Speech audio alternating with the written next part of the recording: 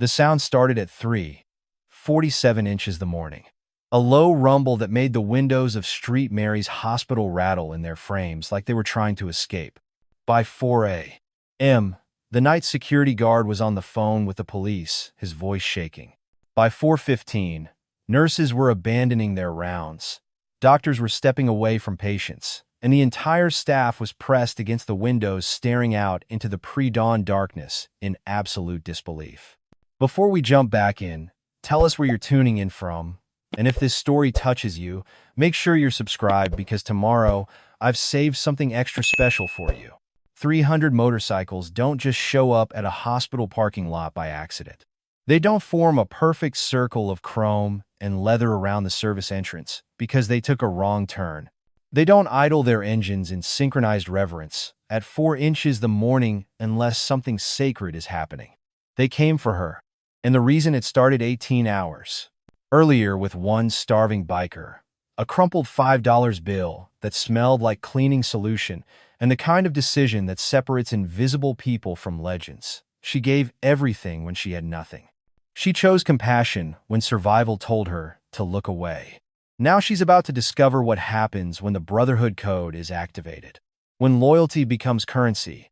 When 300 riders from 6 states decide that one woman's kindness deserves to be repaid in full.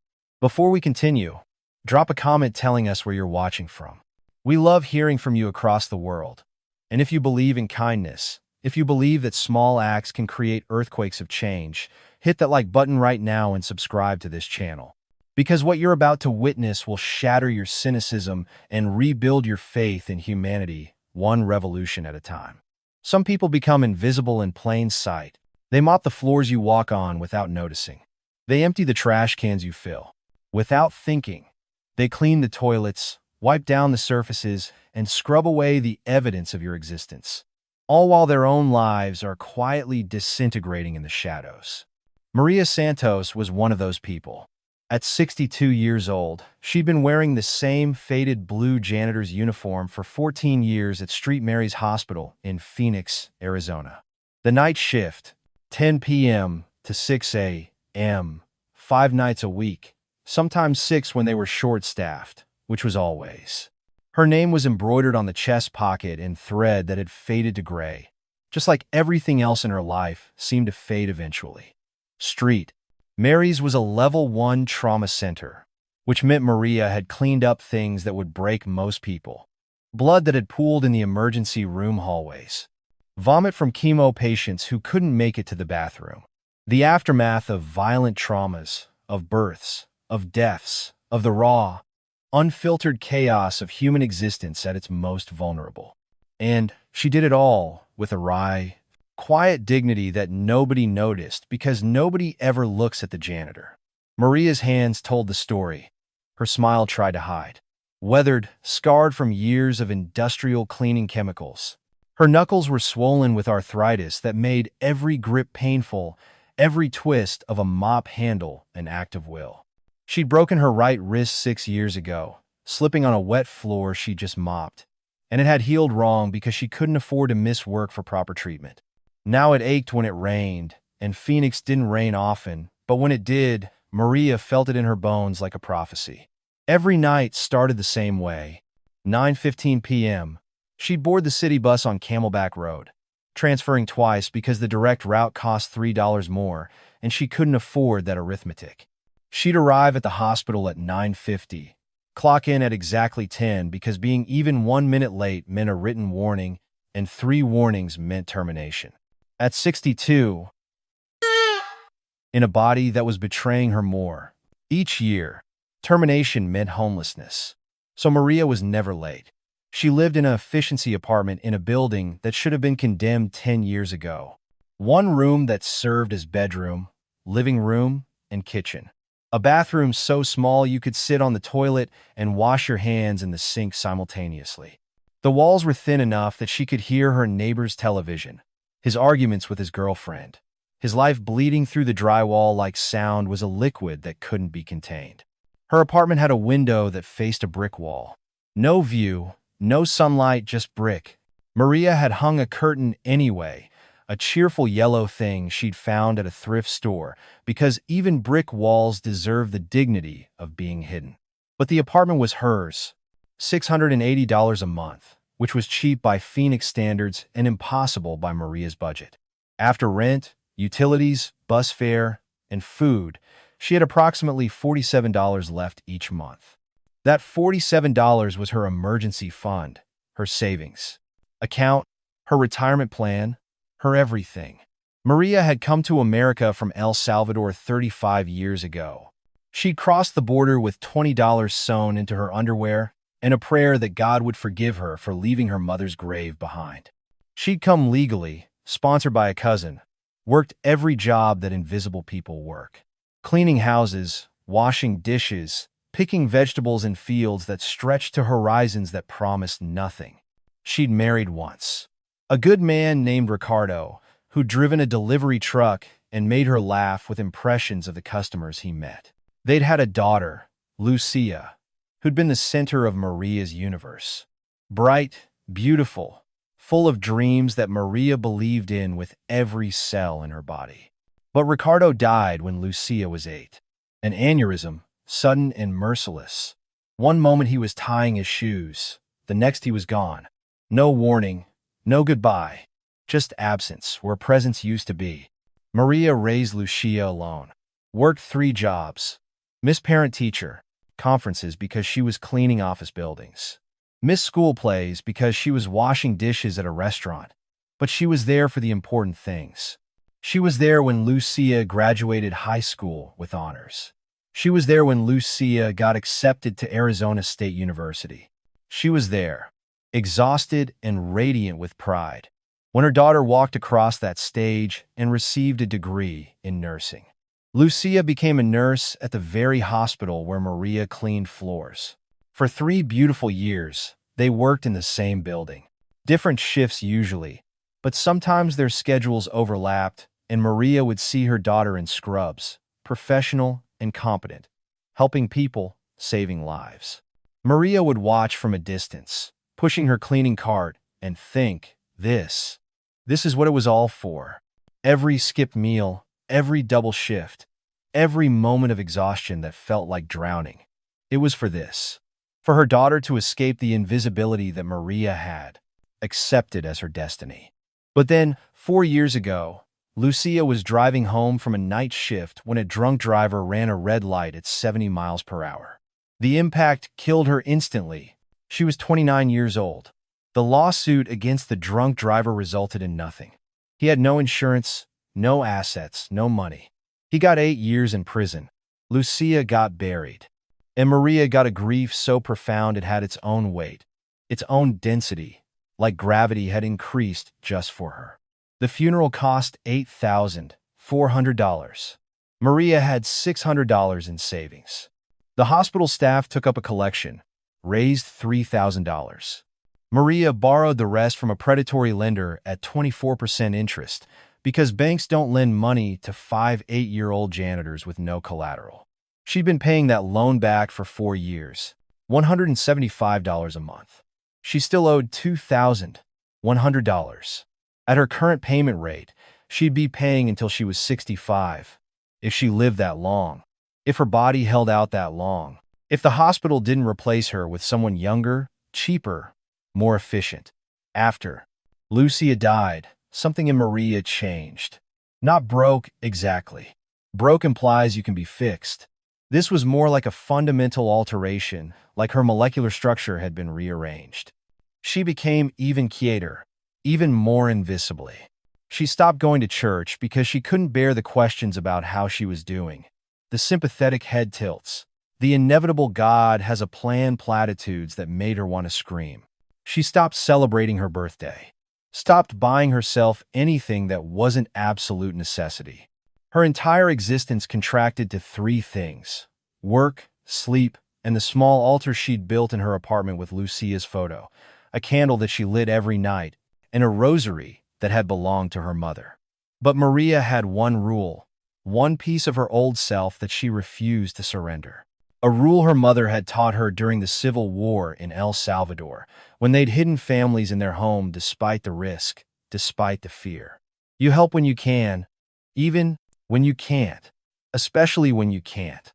So Maria kept a small Ziploc bag in her janitor's cart. Inside were granola bars, crackers, sometimes a banana or an apple she'd saved from the hospital cafeteria's expired bin. When she saw homeless people sleeping in the hospital's covered walkways, she'd leave the food nearby, quiet, anonymous. She didn't want gratitude, she just wanted them to eat. She'd help patients too, in ways that weren't in her job description. Held the hand of a dying man whose family never came. Brought coloring books for a child who'd been abandoned in the pediatric ward. Sat with a woman who'd miscarried and had nobody to cry with. These weren't acts of heroism. Maria didn't think of them that way. They were just what you did. What you did when you remembered that invisibility was a condition imposed by others, not a truth about your worth. What you did when you'd been broken and knew what it felt like to need someone, anyone, to see you. The hospital staff barely knew her name. They'd nod as she mopped around their feet, move their coffee cups when she needed to wipe down the nurse's station, step over her cleaning supplies without acknowledgement. Not out of cruelty, but out of that particular blindness that makes people in positions of slight power unable to see those in positions of none. There was one doctor, Dr. Chen, who always said, "Good morning, Maria," even though it was usually 2 a.m. when they crossed paths. There was a security guard, James, who shared his coffee with her sometimes. These small kindnesses were the threads that kept Maria tethered to the belief that goodness existed, even in a world that had taken her daughter. But what nobody knew about Maria, not the doctors, not the nurses, not even James the security guard, was that she'd been planning something. A small, quiet, desperate thing that she kept in an envelope hidden inside her pillowcase. She'd been saving, not the $47 a month emergency fund. That was for keeping the lights on. This was different. This was $5 here, $3 there. Change she found on the hospital floors and kept instead of turning into lost and found the dollars she'd saved by walking, instead of taking the bus when the weather permitted, by eating less, by existing on the absolute minimum. Over 18 months, Maria had saved $387. It wasn't much. It wasn't enough for anything significant. But it was something, and Maria had decided that on what would have been Lucia's 34th birthday, she was going to donate it to the hospital's pediatric ward in her daughter's name. A small plaque, maybe, something that said, "Lucia Santos was here. She mattered. Her mother remembers." That donation was scheduled for next month. The $387 was complete except for the final $13 she needed. She'd get that from her next paycheck. Then she'd make the donation and have nothing again. But that was okay. Some things mattered more than survival. Maria Santos was invisible, but she was also something else. Unbreakable in the ways that matter. Kind in a world that punished kindness. Faithful in a universe that had given her every reason to surrender faith.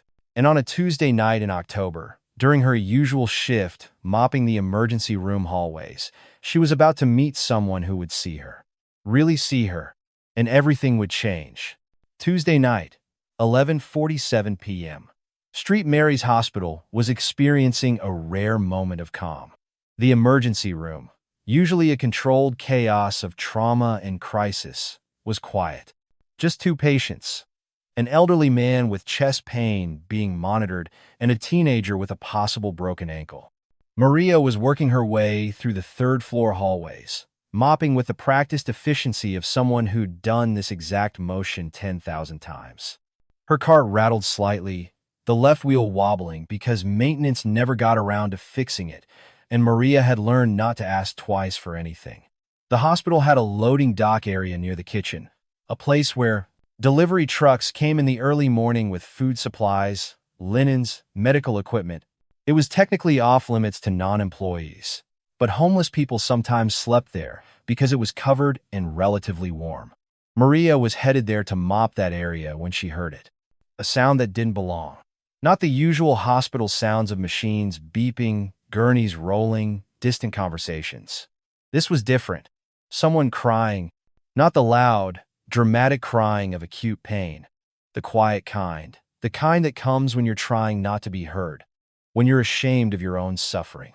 Maria stopped, her hand on the mop handle, listening. The sound was coming from near the loading dock. She should probably call security. That was protocol. But Maria had been invisible long enough to recognize the sound of someone who needed help, not punishment. She left her cart and walked slowly toward the sound. Behind an industrial dumpster, sitting on the cold concrete with his back against the wall, was a man. Big, maybe 6'2", broad-shouldered, wearing a leather vest even though it was October, and the desert nights were dropping into the 50 seconds. His vest had patches. She could see them even in the dim light. Hell's Angels, Nomads, various symbols she didn't understand, but recognized as belonging to a motorcycle club. The man's face was hidden in his hands. His whole body was shaking, not from cold, from something deeper. Maria should have walked away.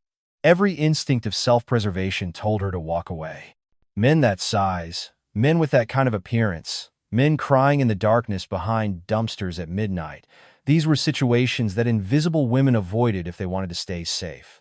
But Maria had learned something from losing Lucia. She'd learned that the worst thing that can happen to you isn't danger. It's becoming the kind of person who sees suffering and does nothing. Senor? Her voice was soft, accented, gentle. Are you hurt? The man's head snapped up. His face was a roadmap of hard-living beard streaked with gray. Scars on his cheekbones. A nose that had been broken and healed wrong. But his eyes were what caught Maria. Red-rimmed, hollow, carrying the kind of pain that had nothing to do with physical injury. He looked at Maria in her faded blue janitor's uniform, pushing 60, barely 5 feet tall, and something in his face softened slightly. I'm fine, he said, his voice rough, destroyed. Then immediately, I'm sorry. I shouldn't be here. I'll go. He tried to stand, but his legs didn't cooperate. He slumped back against the wall, and that's when Maria saw it. His hands were shaking, not from emotion, from hunger. She recognized it because she'd felt it. That particular tremor that comes when your blood sugar drops too low, when your body starts consuming itself because there's nothing else left. When did you eat last? Maria asked. The man looked at her like he didn't understand the question. Then, I don't. 2 days? Maybe 3. I'm not sure. You were diabetic? No, just broke and stupid. I thought I could make it to California without stopping but my bike. He gestured vaguely toward the darkness. Transmission's gone. And I spent my last money on the tow here because I thought maybe I could sleep somewhere safe, try to figure it out in the morning. But now I'm just... He didn't finish. He didn't need to. Maria looked at this man, this stranger, this biker, with patches that probably meant things she didn't understand, this person whose society had taught her to fear, and she made a choice. Not a complicated choice, not a heroic choice, just the choice that her mother had modeled for her 40 years ago, in a country torn apart by violence. You help when you can. Wait here, Maria said. She walked back to her cart, her arthritic hands already reaching into her pocket where she kept her money. Her entire fortune for the week. One $5 bill. The last $5 before payday, which was 3 days away. That $5 was supposed to buy her food for those 3 days. Rice, beans, maybe some eggs. The absolute minimum to survive. She looked at it for a long moment. Then she walked to the vending machines near the emergency room entrance. $5 bought 2 sandwiches, a bag of chips, and a bottle of orange juice. She took them back to the loading dock. The man hadn't moved. He was staring at nothing. That 1,000-yard stare that veterans and trauma survivors know intimately. Maria sat down next to him, her old knees protesting the concrete floor. She unwrapped one of the sandwiches and handed it to him. Eat, she said simply. The man stared at the sandwich like it was a hallucination. I can't. I don't have money to pay you back. I did not ask for money. I said eat. But, senor. Maria's voice was firmer now, carrying the authority of a mother who'd raised a child alone. You are hungry. I have food. This is not complicated. Eat. The man took the sandwich with hands that shook. He took a bite, and Maria watched as his eyes closed, as something like relief or maybe just basic biological gratitude washed over his face. He ate slowly at first, then faster, like his body was reminding him that it existed, that it had needs, that he was still alive even if he didn't want to be. Maria handed him the orange juice. He drank it in 3 long pulls. "Thank you," he whispered. Then again, louder. "Thank you. I don't. I can't." "It is okay," Maria said. "We do not always need words." They sat in silence for a moment. The man ate the second sandwich. The chips. Maria had bought the food for him, but she'd been planning to save one sandwich for herself, maybe make it last 2 days. Now she watched him eat it and felt no regret.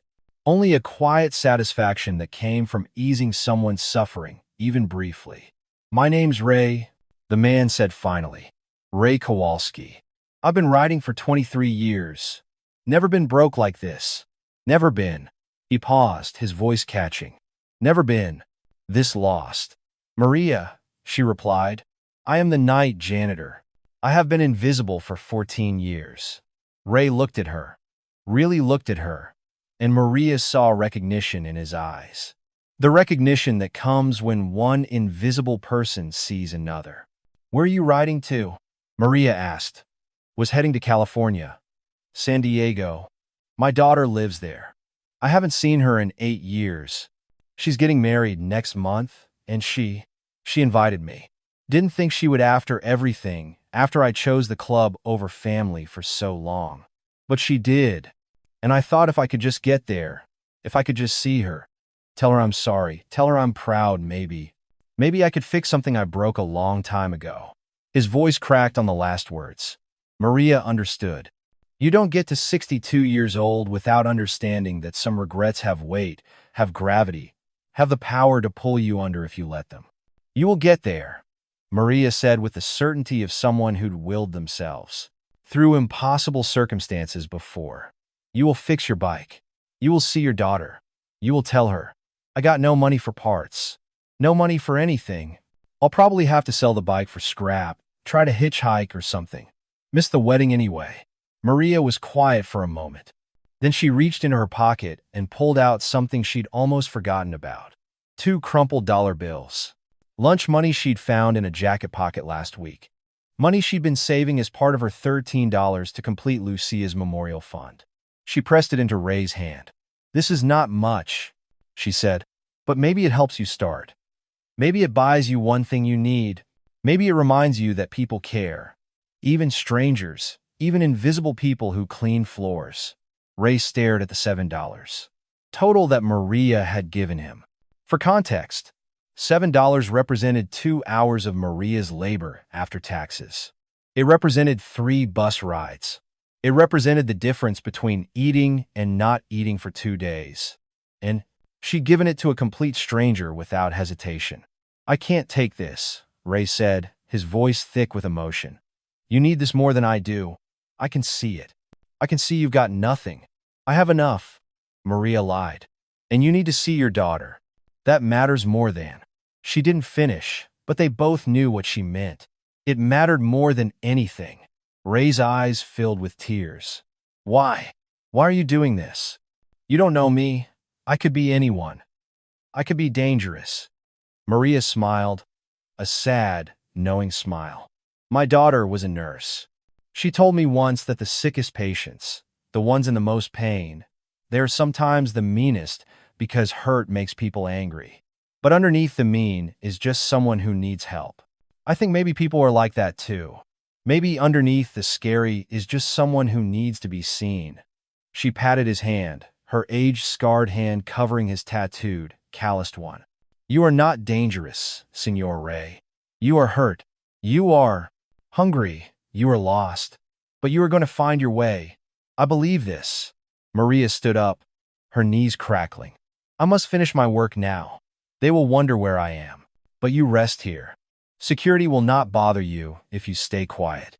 In the morning, the kitchen opens at 6. Tell them Maria sent you. They will give you breakfast. Okay?" Ray nodded, unable to speak. Maria walked back to her cart, picked up her mop, and went back to work. Back to being invisible. Back to the routine that had defined her life for 14 years. She didn't know that she'd just changed everything. She didn't know that Ray Kowalski was the road captain for the Nomads Charter of the Hells Angels, one of the most respected members in the entire Southwest region.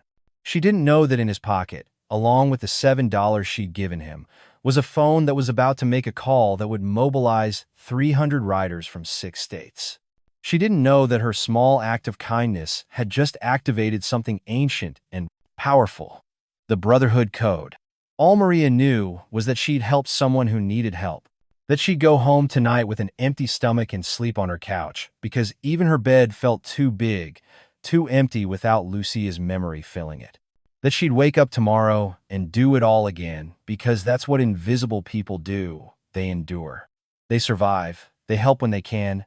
And sometimes, just sometimes, the universe notices. Preparing and narrating this story took us a lot of time. So if you are enjoying it, subscribe to our channel. It means a lot to us. Now back to the story. Ray Kowalski sat behind that dumpster for 30 minutes after Maria left, staring at the $7 in his hand. He'd been crying earlier because he'd hit bottom. Actually, he'd gone through bottom and found a sub-basement of despair he didn't know existed. The truth was more complicated than transmission trouble. Yes, his bike had broken down, but the real reason he had no money was because he'd spent every dollar. He had $3,400 bailing out a younger club member who'd been arrested on a bogus charge. The kid was 22, stupid, innocent, and would have been destroyed in county lockup. Ray had emptied his savings without hesitation because that's what the Brotherhood did, but it left him with nothing. And pride, that stupid, toxic thing, had kept him from calling anyone for help. He thought he could make it to San Diego on fumes and willpower. He'd thought wrong. Now he held $7 from a 62-year-old janitor who probably made minimum wage, who'd given him not just money but food, compassion, and something he hadn't felt in years: the sense that someone saw him not as a criminal, not as a threat, but as a human being in pain. Ray pulled out his phone. The battery was at 8%. He had maybe one call left before it died. He scrolled through his contacts and stopped at a name: Ghost. Raymond "Ghost" Alvarez was a legend. 64 years old, been riding since Vietnam. The man had chapters from California to Texas that would ride into hell if he asked. More importantly, Ghost understood the code in his bones, in his blood, in the scar tissue that mapped his body like a roadmap of hard lessons learned. Ray hit call. It rang 3 times. "Talk to me." Ghost's voice, gravelly, damaged from years of road, wind, and cigarettes. "Ghost, it's Ray. I'm in Phoenix. Broken down. But that's not why I'm calling." Ray told him everything. About being broke and hungry. About sitting behind a dumpster at a hospital wanting to give up.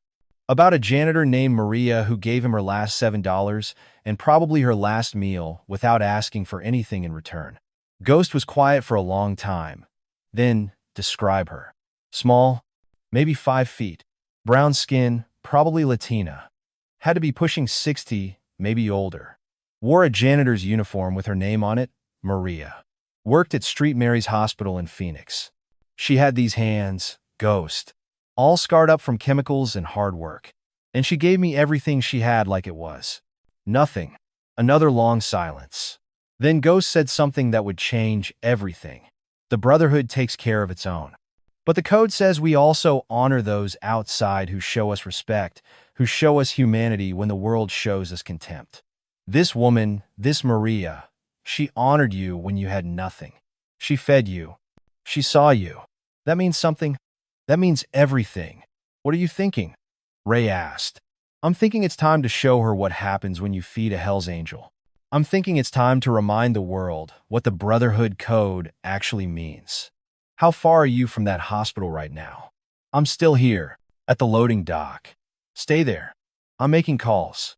By morning, Phoenix is going to see something they've never seen before. Ghost hung up. Ray stared at his phone as it died, the screen going black. He had no idea what Ghost was planning, but he knew one thing. When Ghost Alvarez said something was going to happen, it happened. What Ray didn't know was that within 15 minutes, Ghost had made 8 phone calls. Within 30 minutes, those 8 calls had become 40. Within an hour, the entire Hells Angels network in the Southwest was buzzing with a story about a janitor who'd given her last $7 to a broke brother. The message was simple and absolute. A woman in Phoenix showed one of our own dignity when he had nothing. She fed him when she couldn't afford to feed herself. The code demands we honor that. The code demands we repay that debt. We ride for her. Chapter presidents started mobilizing. California, Nevada, New Mexico, Arizona, even some riders from Colorado and Utah who would have to ride 10+ hours straight. They all said the same thing. We ride for her. By midnight, 100 bikers had committed. By 1 a.m., 200. By 2 a.m., the number hit 300 and was still climbing. This wasn't charity. This wasn't a publicity stunt. This was the Brotherhood Code in action. The unwritten law that says, loyalty is everything. Respect is everything, and when someone outside the Brotherhood shows that respect without asking for anything, you honor them. You protect them. You repay that debt with interest. Ghost coordinated everything. They'd converge on Street Mary's Hospital at 4 a.m., right when Maria's shift was ending. They'd bring cash, everyone was contributing. They'd bring resources, connections, whatever she needed. It wasn't about making a scene. It was about making a statement. Kindness matters. Dignity matters. The invisible people who hold society together matter. And 300 Hells Angels were about to make sure Maria Santos knew it. While this was happening, while engines were roaring to life across 6 states, while riders were strapping on their vests and heading toward Phoenix in the dead of night, Maria was finishing her shift completely unaware. She mopped the 4th floor, cleaned 3 bathrooms, restocked paper towels and soap. Her stomach growled constantly, a reminder that she'd given away her food, money, and would be living on water and whatever free crackers she could snag from the cafeteria for the next few days. It was worth it, she told herself. That man, Ray, he'd needed help, and she'd been able to give it. That had to mean something. That had to count for something in the cosmic ledger of human decency. At 2:30 a.m., she took her break in the basement break room. James, the security guard, was there, eating a sandwich his wife had packed. "Slow night?" he asked. "Yes, thank God," Maria replied. "Slow is good. Slow means people are not hurt." "You look tired, Maria. More tired than usual." "I am always tired," she said with a small smile. "But I am also always okay." James looked at her with the concern of someone who'd worked alongside her long enough to care. "You eating enough? You're looking thin." Maria waved him off. "I am fine. Just getting old. Old people shrink, you know." It was a lie. She'd lost 15 pounds in the last 6 months. Not from choice, but from necessity. Food was expensive. Living was expensive. Existing was expensive. And Maria's wages had been frozen for 3 years, while the cost of everything else had climbed steadily upward. But she didn't tell James this. You don't burden people with problems they can't fix. At 5:45 a.m., Maria was gathering her things from her locker. Her shift was officially over at 6, but she liked to leave early to catch the first bus, which came at 6:05. If she missed it, the next one wasn't until 7:15, and waiting that long meant being even more exhausted. She walked toward the service exit, the same exit near the loading dock where she'd found Ray hours earlier. She wondered briefly if he was still there, if he'd stayed warm enough, if the $7 had helped at all. Then she pushed open the exit door and stopped dead. The sound hit her first, that deep, primal rumble of hundreds of motorcycles idling in synchronized rhythm. Then the sight.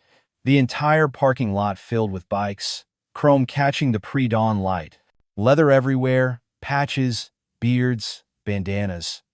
An army of riders formed in perfect formation. Maria's first thought was terror. Pure, animal terror. Something bad was happening. A gang war, maybe. Or a protest. Or violence brewing. She tried to back inside, but the door had locked behind her. She was stuck outside with 300 bikers between her and the bus stop. Then she saw him. Ray, the man from the loading dock. He was at the front of the formation, standing next to an older man with a scarred throat and eyes that had seen everything.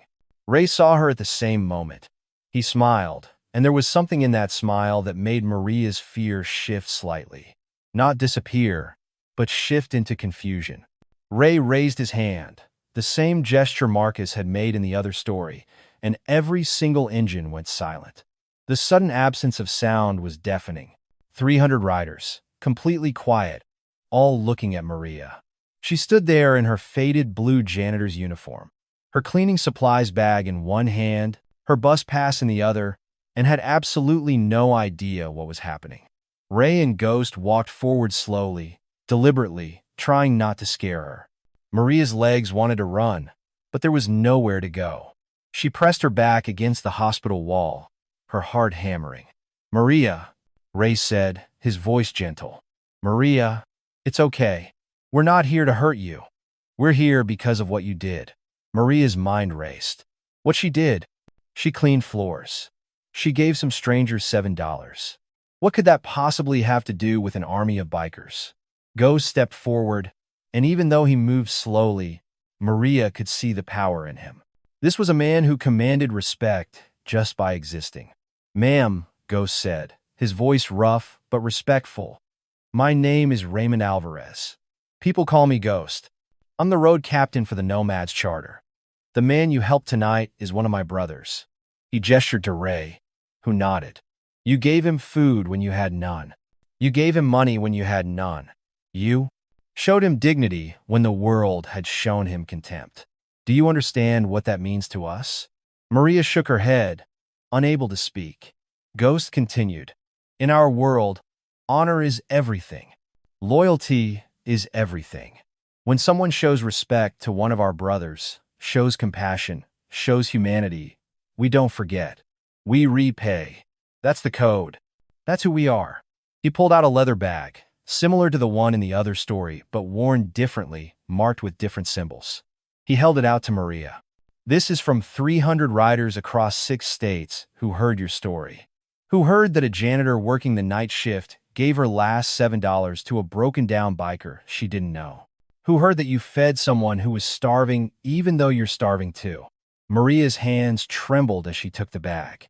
It was heavy, too heavy. She unzipped it slowly, and what she saw inside made her knees weak. Cash.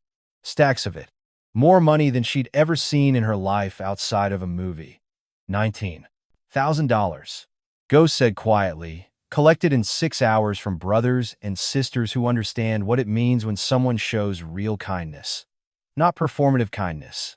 Not kindness that comes easy. The kind that costs you everything but you do it anyway. Maria's vision blurred. Her hands shook so badly, the bag almost slipped from her grip. $19,000. That was her funeral debt gone. That was rent for 2 years. That was breathing room. That was survival. That was possibility. But Ghost wasn't done. He gestured, and other riders started approaching. One by one, they handed Maria envelopes. Personal donations. $20, $50, $100. Each envelope came with words. "Thank you for seeing us as human. Thank you for showing my brother respect. You reminded me why we ride. This is for you. For your kindness." An older woman rider, her gray hair in a single braid down her back, hugged Maria and whispered, "You're family now. That's what this means. You showed us who you are. Now we show you who we are." Maria couldn't process it. The envelopes kept coming. The riders kept approaching. Respectful, reverent, treating her not like a charity case, but like someone who'd earned their respect. Then, Ghost handed her another folder. "This is a letter from a law firm in Phoenix," he said. "They've agreed to take your case pro bono. Ray told us about your daughter, about the funeral debt, about the predatory lender. That debt is getting erased. Legally. Completely. You're going to walk away owing nothing. And if that lender gives you any trouble, he's going to discover what happens when you mess with someone the Brotherhood has decided to protect." Maria's legs gave out. She sat down hard on the pavement, the bag of money in her lap, envelopes scattered around her, and she started to cry. Not quiet tears. Loud, body-shaking sobs that came from a place so deep she hadn't known it existed. 4 years of grief. 14 years of invisibility. 62 years of struggling, surviving, enduring. It all came out at once.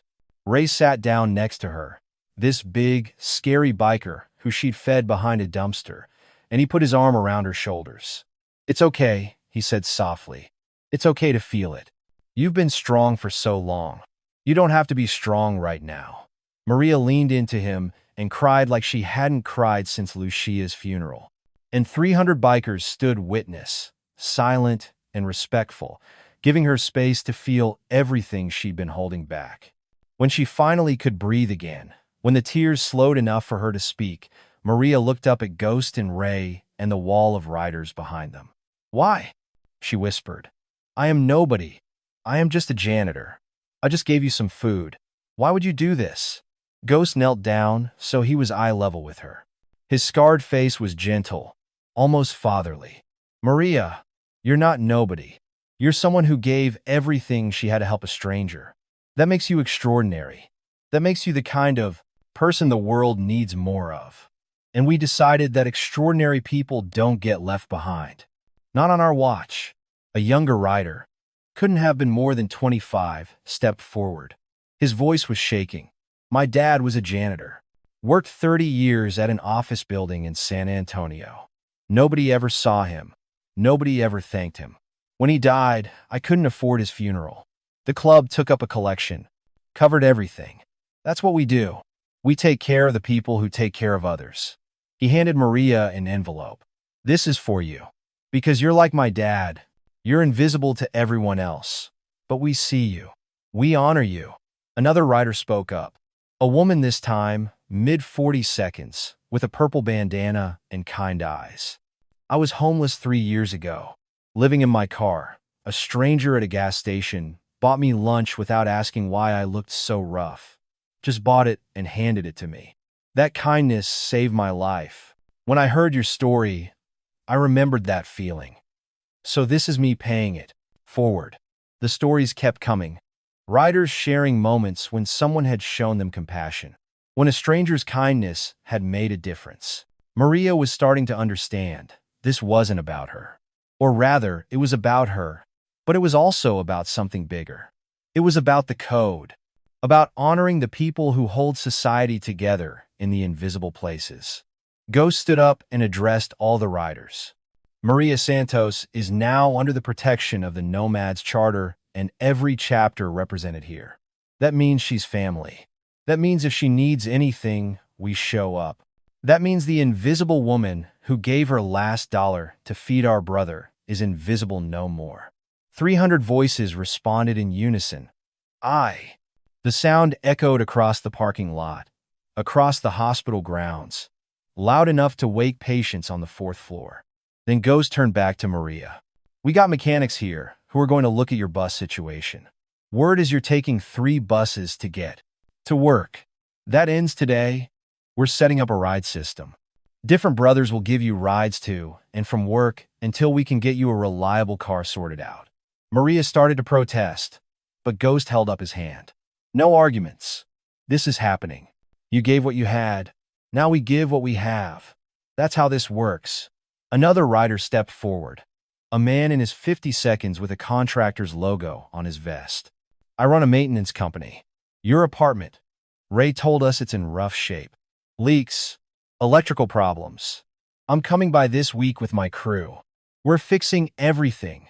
No charge. Consider it done." A woman with gray streaks in her dark hair approached. "I'm a nurse. Ray said you work nights and probably don't have great health insurance. I'm connecting you with a clinic that does free checkups for working people. Get your arthritis looked at. Get your wrist x-rayed. Take care of yourself like you take care of others." The offers kept coming. Groceries, utilities paid for 6 months. A phone upgrade because Maria's flip phone was from 2008. Gift cards to Walmart, Target, Safeway. Months of prepaid necessities. But the most important thing came last. Ray pulled out a small envelope, different from the others. Inside was a check for $15,000 made out to Lucia Santos Memorial Fund. "For your daughter," Ray said, his voice thick with emotion. Ray told us about her, about how she was a nurse, about how you worked 3 jobs to get her through school, about how you've been trying to save money for a memorial. This is so you can do that, however you want. A scholarship in her name, a plaque at the hospital, whatever honors her memory, because she mattered. Because you matter." Maria took the check with shaking hands and stared at her daughter's name. Lucia Santos Memorial Fund. The words blurred as tears came again. But these were different tears. Not grief tears, not exhaustion tears. Something else. Something that felt almost like hope. "My Lucia," Maria whispered. "She always said there was good in the world. Even after her father died. Even when things were hard. She said there was good if you looked for it. I stopped believing that when she died. But maybe she was right." Ghost squeezed her shoulder. "She was right. And you proved it by being that good for someone else. Now we're just returning the favor." As the sun started to rise over Phoenix, painting the desert sky in shades of orange and pink, 300 bikers stood in that hospital parking lot with a 62-year-old janitor who'd given away her last $7. And they made a choice together. They chose to be the good that Lucia had believed in. They chose to honor the invisible woman who'd shown them what real strength looks like. They chose to prove that the Brotherhood Code wasn't just about protecting their own. It was about protecting anyone who embodied the values they held sacred. Honor, loyalty, compassion. And Maria Santos, who'd been invisible for 14 years, who'd survived grief and poverty and invisibility, sat on the cold pavement, surrounded by leather and chrome and tattoos, and found herself, for the first time in 4 years, feeling seen. By 6:30 a.m., the hospital staff had figured out something was happening. Nurses and doctors crowded the windows, staring out at the sea of motorcycles. Security had tried to intervene early on, but James, the guard who shared coffee with Maria, had made some calls, pulled some strings, explained what was really happening. Now the hospital CEO herself, Dr. Patricia Vance, came outside in her white coat, her expression a mix of confusion and concern. Ghost intercepted her before she could say anything. "Ma'am," he said respectfully, "we're not here to cause trouble. We're here to honor one of your employees, Maria Santos. She works the night shift as a janitor. She showed extraordinary compassion to one of our brothers, and we're here to repay that kindness. We'll be leaving shortly, but we wanted you to know, the woman you have working your floors, cleaning your hospital, she's the kind of person who holds society together, and you're lucky to have her." Dr. Vance looked past Ghost to where Maria was sitting, surrounded by riders, holding a leather bag and wearing an expression of overwhelmed shock. "Maria?" Dr. Vance said, surprised. I didn't know." "Nobody knows," Ghost said flatly. "That's the problem. People like Maria are invisible. They do the hardest work, get paid the least, and nobody notices. Until somebody does." Dr. Vance had the grace to look ashamed. She'd worked at Street Mary's for 8 years and couldn't remember ever having a real conversation with Maria beyond basic pleasantries. She walked over to where Maria was sitting and knelt down, doctor to janitor, eye to eye. "Maria," she said softly, "I'm sorry. I should have seen you. I should have known your story. You deserve better than invisibility." Maria, still clutching the bag of money, just nodded. She didn't trust her voice.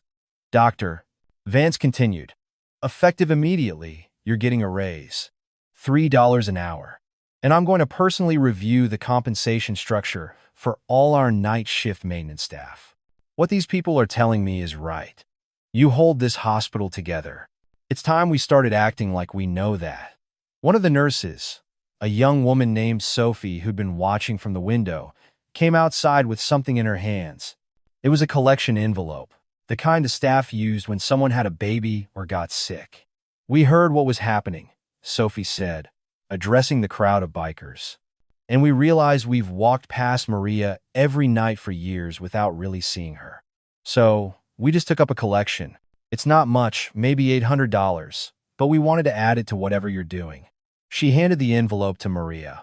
I'm sorry we never asked how you were doing. I'm sorry we treated you like you were invisible. You're not. You matter. Maria took the envelope and finally found her voice, small but steady. Thank you, all of you. I do not understand why this is happening, but thank you. Ghost stood up and addressed everyone, the bikers, the hospital staff, everyone who'd gathered. This is happening because kindness recognizes kindness. Because honor recognizes honor. Maria Santos gave what she had to help someone in need. Now we're doing the same. That's not complicated. That's just being human. He turned to the riders. Let's give Maria some space. We've said what we came to say. We've done what we came to do. She knows she's family now. She knows we're here if she needs anything. That's enough. The riders started mounting their bikes, but before they did, each one approached Maria one more time. Some shook her hand. Some hugged her. Some just nodded with respect. Each one making sure she understood. You're one of us now. Ray was the last to say goodbye. He knelt in front of Maria and took her scarred, chemical-damaged hands in his. You saved my life last night, he said. I don't mean metaphorically. I mean literally. I was in a dark place. I was thinking about not making it to morning. Then you showed up and reminded me that goodness exists, that strangers can care, that there's still light in this world. Because of you, I'm going to see my daughter get married. Because of you, I'm going to have a chance to fix what I broke. How do I thank someone for that? Maria squeezed his hands. You go to that wedding. You tell your daughter you love her. You be the father she needs. That is how you thank me. Ray nodded, tears in his eyes. He unpinned one of his patches, a small one that read Nomads, and handed it to Maria. This is my personal patch. I've carried it for 23 years. Now you carry it. It means you're under our protection. It means your family. Anyone in the Brotherhood sees this. They'll know you're one of us. Maria took the patch with trembling hands. She had no idea what it meant in the biker world, but she understood what it meant emotionally. I see you. You matter. You're not alone. As the 300 bikes fired up their engines and started to roll out in formation, the sound was deafening again. But this time, Maria wasn't afraid. She stood there, holding $19,000 in cash, dozens of envelopes, a check for her daughter's memorial fund, and a patch that meant she was visible, she was valued, she was family. The hospital staff stood with her, watching the bikers leave. Dr. Chen, the doctor who always said good morning, put his arm around Maria's shoulders. You know what I think? He said. I think Lucia is proud of you right now. I think she's watching this and knowing that her mother's kindness just changed the world a little bit. Maria looked up at the morning sky, at the pink and orange fading to blue, and whispered, I hope so, Mija. I hope you see this. I hope you know I'm still trying to be the person you believed I was. 6 months later, Maria Santos still works at St. Mary's Hospital. Same faded, blue uniform, though she's bought 2 new ones so she can rotate and wash them properly. Same night shift. Same routine of mopping floors and cleaning bathrooms and emptying trash cans. But everything else has changed. Her debt is gone. Completely erased. The predatory lender tried to argue, tried to say the debt was still valid, until he received a visit from a law firm that scared him into compliance.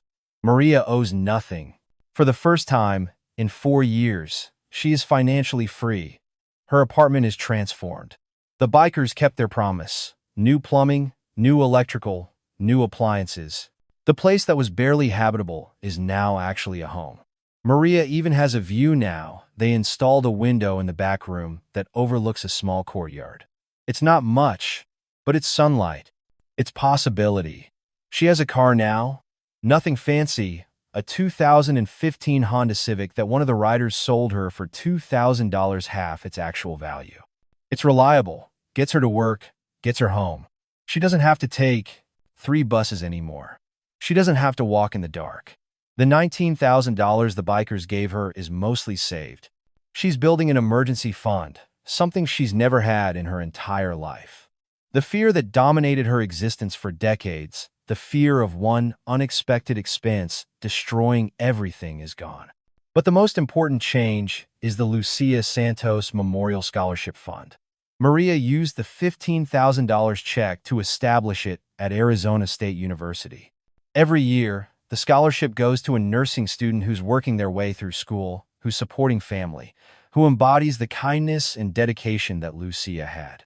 The first recipient was a 19-year-old named Carmen, whose mother cleaned houses and whose father had died 2 years earlier. When Maria handed Carmen the scholarship check at a small ceremony, she saw her daughter in this young woman's eyes, saw the same determination, the same compassion, the same fire. "Make her proud," Maria whispered as she hugged Carmen. "Make your family proud. Make yourself proud." Carmen graduated last month with honors and is now working in the pediatric ward at St. Mary's.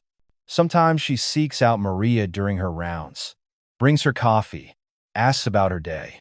The invisible janitor and the nurse she helped create, having conversations that would have been impossible 6 months ago. The hospital changed too. Dr. Vance kept her promise. All-night shift maintenance staff got raises. Break room was renovated. Benefits improved. It's not perfect.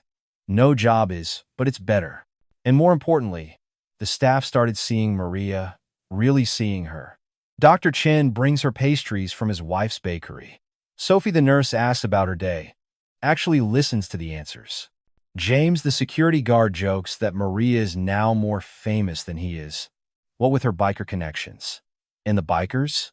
They kept their promise too. Ray stops by once a month, usually bringing other riders. They don't make a scene. Just come in, have coffee in the cafeteria, check on Maria. Make sure she knows she's still family. Ray made it to his daughter's wedding. Maria has the photo on her phone. Ray in a suit, she barely recognized him, standing next to a beautiful young woman in a white dress. They're both smiling, really smiling, the kind of smile that comes from healing old wounds. Ghost came by once. Didn't stay long. Just wanted to see how Maria was doing, make sure the promises were being kept. He told her something she's never forgotten. The code isn't just about bikers, Maria. It's about recognizing when someone embodies the values that matter. Honor, loyalty, compassion. You showed us those values when it cost you everything. Now you're proof that those values still exist. Don't ever doubt your worth again. Maria's story went viral, just like Sarah's did. Local news picked it up, then national outlets. CNN, ABC, Fox. They all wanted the story of the janitor who gave her last $7 to a biker and got her life changed by 300 riders. The interviews were uncomfortable. Maria wasn't used to attention, didn't want fame. But she did them anyway because Ghost had told her, your story matters. It reminds people that kindness is real, that the invisible people who hold society together deserve to be seen. Tell the story. Help people understand. So Maria told it, over and over, each time hoping that maybe someone watching would see their own janitor differently. Would see the person who cleans their office, serves their food, parts their car, and realize these are human beings with stories, with struggles, with worth. The hashtag number, See the Invisible, started trending.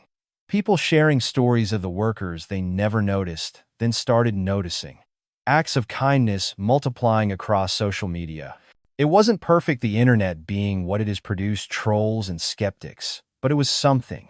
Maria still lights a candle every night for Lucia. Still talks to her daughter's photo. But now, when she talks, she tells Lucia about the scholarship recipients, about the bikers who became family, about the second chance she never expected. You were right, Mija, Maria whispers to the photo. You said there was good in the world. You said people could surprise you. I'm sorry I stopped believing that when you left, but I believe it again now, because of you. Because you taught me to see people's hearts, not their patches or their positions. I love you. I hope I'm making you proud. Conclusion. 45-0, 48-0. The final scene of our story takes place at St. Mary's Hospital on a Tuesday night, almost exactly 1 year after Maria gave Ray her last $7. Maria is finishing her shift, mopping the same floors she's mopped for 15 years. Her cart still wobbles, maintenance still hasn't fixed it, and that makes her smile now instead of frustrating her. Some things don't change, and that's okay. But as she's putting away her supplies, she notices something in the emergency room waiting area. A young woman, maybe mid-20s, sitting alone with a crying baby. The woman looks exhausted, desperate, wearing scrubs that identify her as a CNA from another hospital. Maria recognizes that look. She's worn it herself. The look of someone choosing between necessities, someone calculating which bill can be paid late, someone surviving rather than living. The woman is digging through her purse, pulling out change, counting it. Twice, 3 times, hoping the math will change. Maria walks over quietly. "Excuse me, are you okay?" The young woman looks up, embarrassed. "I'm fine. Just, my daughter has an ear infection. We've been waiting to see the doctor, but I realized I don't have enough for the copay. I thought I had $40, but I only have $27 and I don't get paid until Friday, and I don't know what to do because she's in pain," and she stops, realizing she's oversharing to a janitor who probably can't help. But Maria reaches into her pocket and pulls out $20, her tip money from the flash. Cafeteria workers who've started appreciating her more openly. "Here," Maria says, pressing it into the young woman's hand. "For your daughter. No child should be in pain when help is available." The young woman stares at the money, tears forming. "I can't. I don't even know you. You don't need to know me. You just need to take care of your baby. That's what matters. How do I pay you back?" Maria smiles, and in that smile is everything she's learned in the last year. You don't pay me back. You pay it forward. Someday, when you can, you help someone else. That's how this works. The young woman nods, clutching the money like it's sacred. "Thank you. Thank you so much. You don't know what this means." Maria touches her shoulder gently. "I know exactly what it means. I've been where you are, and someone helped me when I needed it most. Now I'm helping you. That's what we do." As Maria walks away, back to her cart, back to her invisible work, she thinks about the chain. Ray needed help, so she helped him. 300 bikers helped her. Now she's helping this young mother, and someday that young mother will help someone else. That's how the world changes. Not with grand gestures or dramatic moments, but with one small act of kindness, creating ripples that spread outward, touching people you'll never meet, changing lives you'll never know about. Maria Santos is still a janitor, still works nights, still mops floors and cleans bathrooms and empties trash cans. But she's not invisible anymore. Not to the bikers who call her family, not to the hospital staff who finally see her, not to herself. She's proof that extraordinary doesn't mean famous or wealthy or powerful. Extraordinary means showing up, means giving what you have even when you have nothing, means seeing people's humanity when everyone else sees their position.